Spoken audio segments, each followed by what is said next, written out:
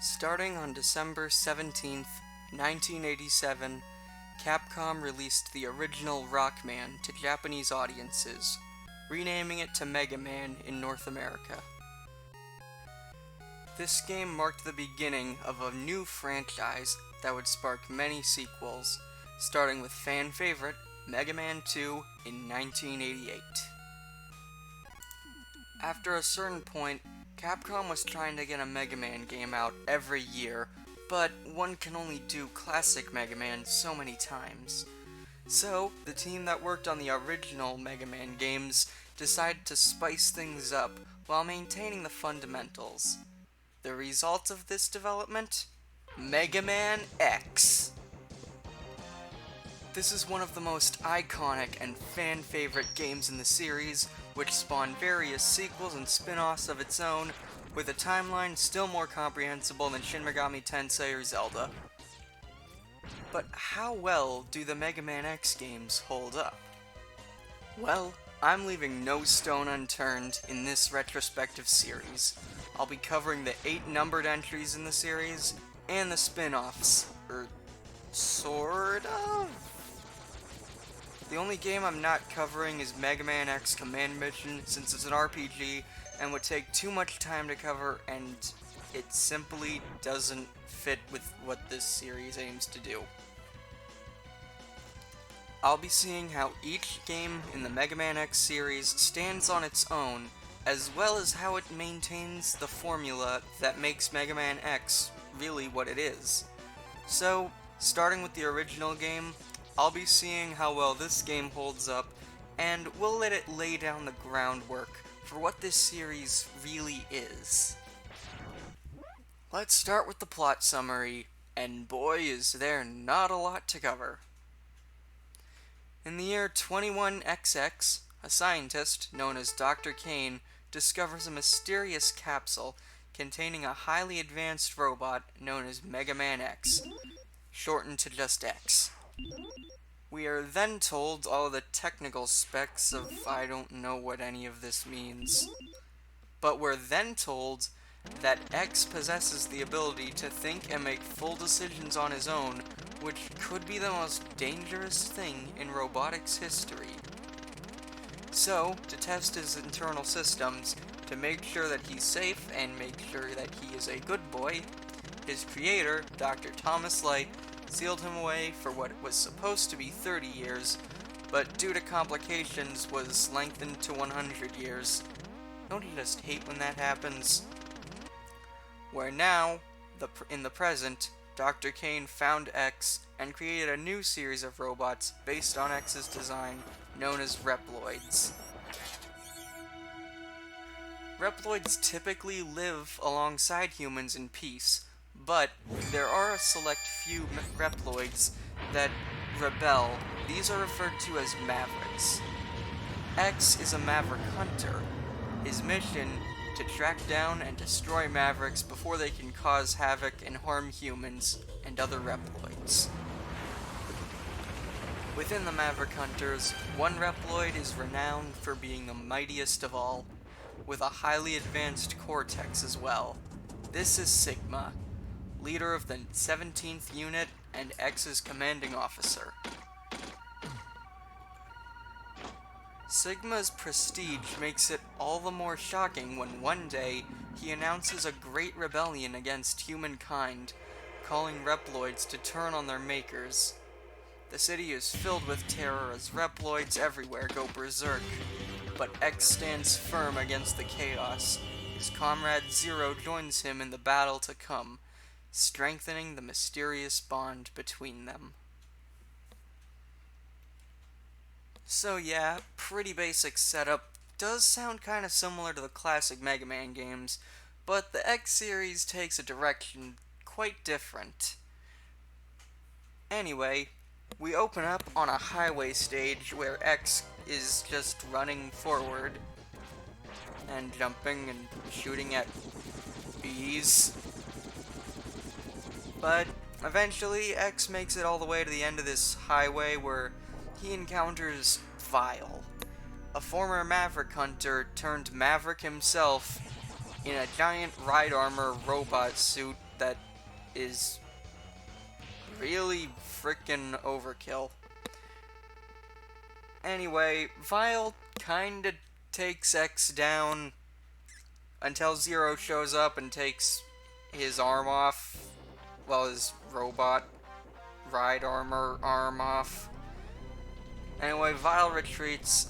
X is left feeling weak since he couldn't defeat Vile, even though Vile clearly had the edge in this battle, and it was not a fair fight. But Zero tells X to cheer up and that one day he can be as strong as Zero. And then, stage select. Anyway, as for the gameplay mechanics, I stated before that X opens on a highway stage, and this is your intro level. This kinda just teaches you the basics of the game. You jump, shoot, and climb walls. Yep, this is one of the new mechanics in this game, climbing walls. X can also charge his Buster like his older, younger brother, Classic Mega Man. But at first, he can't slide. Huh. Guess that wasn't programmed into him. More on that later. After reaching the stage select, the game opens up and you're able to play any stage in any order you want.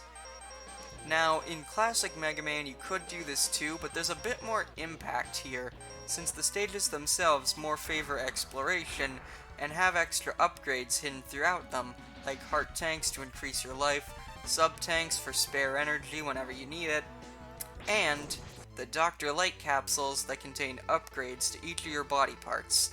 The helmet upgrade makes you break blocks with your head. Okay, this one's useless. The body upgrade allows you to have all damage that you take. The Buster upgrade allows you to charge your special weapons as well as charge your X-Buster even more. And the leg part. This one they don't even try to hide. In fact, there's no way to not pick it up. It allows you to dash. This may look like it's just the slide from Classic Mega Man, but no. If you jump during the dash, all the forward momentum carries on into your air, and you can even dash off walls to get some serious distance. This is a complete game changer, and this is what defines the Mega Man X series. Speed. These are much faster than the classic games, and that's something you'll see constantly throughout. Now, the order you play stages in actually has a huge impact on the game itself, as some upgrades that can be found in the stage require certain boss weapons or other predetermined things to be completed. So, you will have to replay some stages in order to get everything. However, this doesn't really bother me. I mean, you don't need to get everything to complete the game. In fact, I find trying to do minimalism runs of this game can actually be pretty fun. But, now about the stages themselves. What makes them all unique? Chill Penguin stage is pretty nice and basic, as despite being an ice level, there's no slipping around. But it does give you an easy feel for the game. I'd recommend going to this place first. This is also where you get those dash boots, so yeah, that's probably why. Spark Mandrill has these tubes that may or may not contain these little electric sparks, more on that later. And these stupid things that zip across the screen and blindside you. Storm Eagle stage has you starting off on the ground of this airport that's seemingly still under construction with how many death pits there are here. And the stage has you end by jumping across these tiny platforms to catch up with a moving aircraft. Yep, that's definitely gonna work. This stage also contains the useless helmet upgrade, but you kind of have to come here if you want to get a certain thing and get this, but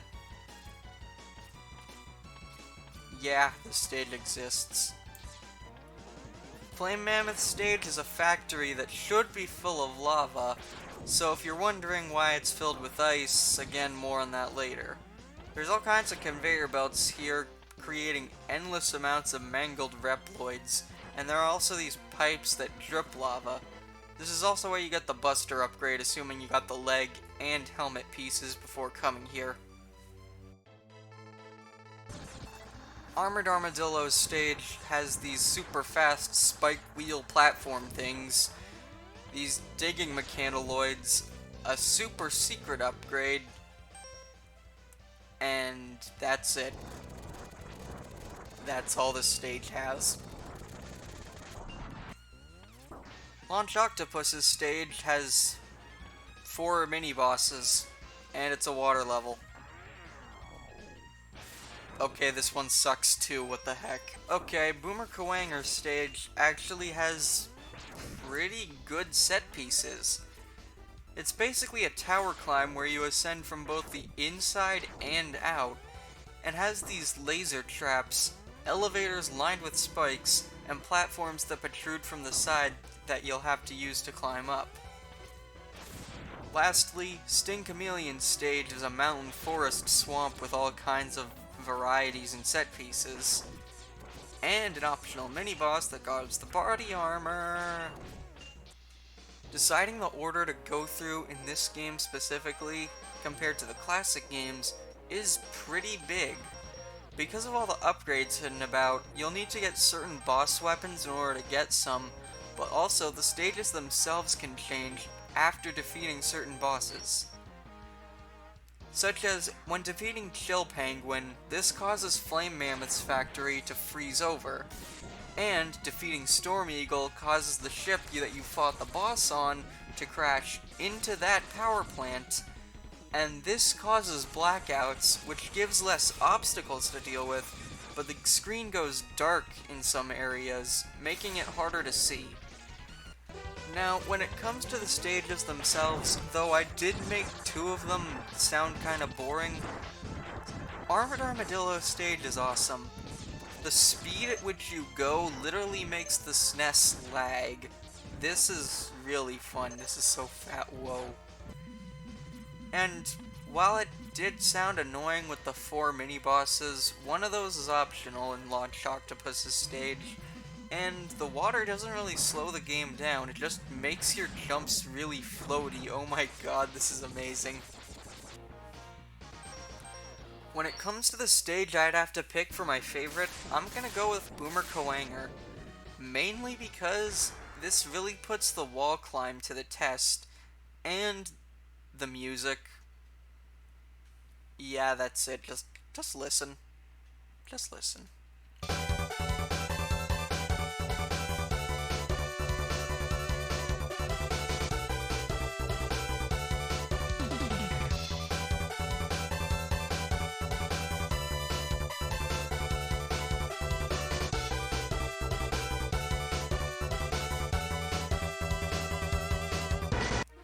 So, after defeating the 8 Mavericks, the Maverick Hunters finally find Sigma's hideout, on which Zero heads in, and X soon follows.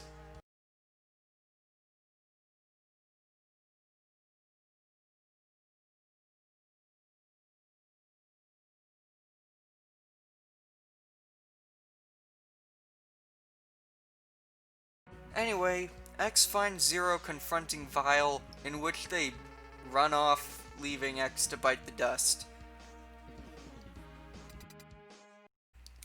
X gives chase, but finds that Zero couldn't defeat Vile. Vile's ride armor was simply too powerful, and since he didn't retreat this time, he was able to quickly overpower Zero and take him hostage. X valiantly tries to fight back, and this is actually in gameplay. This isn't control taken away for the game to show it in a cutscene. You actually can't beat Vile a second time. But Zero, with the last of his strength, breaks free and self-destructs to destroy Vile's ride armor. After X destroys Vile, seemingly for good, as nothing of him remains, a now half Zero missing his entire lower body, tells X that he's now stronger than him. And with his last breath, he tells X to carry on. With Zero's death still fresh in your mind, X runs through the next 3 stages until he reaches Sigma, on which Sigma initially sicks his dog on X. This dog we've never seen. X takes out the dog, and Sigma joins the fight with a beam saber, jumping along the walls just like X can. And after X takes down Sigma, he still has one card up his sleeve and pulls this giant mechanical body out of nowhere. But with a rolling shield to the head, X delivers the final blow on Sigma, ending him as avenging Zero in the process. X then returns to the Maverick Hunter base after pontificating how long the cycle of aggression will continue. But when he returns, he gets a surprise transmission from Sigma. X only destroyed a temporary body, and his spirit still remains. That can only mean a sequel. Before I continue on, I want to mention MegaMan Maverick Hunter X for the PSP. This was originally intended as a reboot of the series to give a new tone more in line with X7 and X8, and was originally going to be a series of remakes of the first 6 X games, but Capcom made the mistake of releasing it on the PSP. It's a shame too, because this is a fine game all things considered. Pretty good remixes of the OST, the entire game is still here with the upgrades slightly rearranged, and bosses all have dialogue to boot. However, don't enter any boss while the charge shot is going. I should have known you'd be involved in Sigma's rebellion. Rebellion? I don't know what you're talking about. I'm just here to cause trouble for you. I hate you. What? You can also play as Vile this time after beating the game as X, but I didn't record any footage of that because I heard only one song plays through the whole thing. Anyway, if you want to give this a shot, the PS Vita, the PSTV, PPSSPP isn't too hard to set up, and snagging official copies isn't too expensive, so I'd say just get a copy and then emulate it. There's no shame at all. MegaMan X certainly has a legacy to live up to. There's so many mechanics I love, and the stage design is so good, for the most part. But will its sequels be as good? Well, join me next time, where I'll take a look at Mega Man X2 for the Super Nintendo. See you then.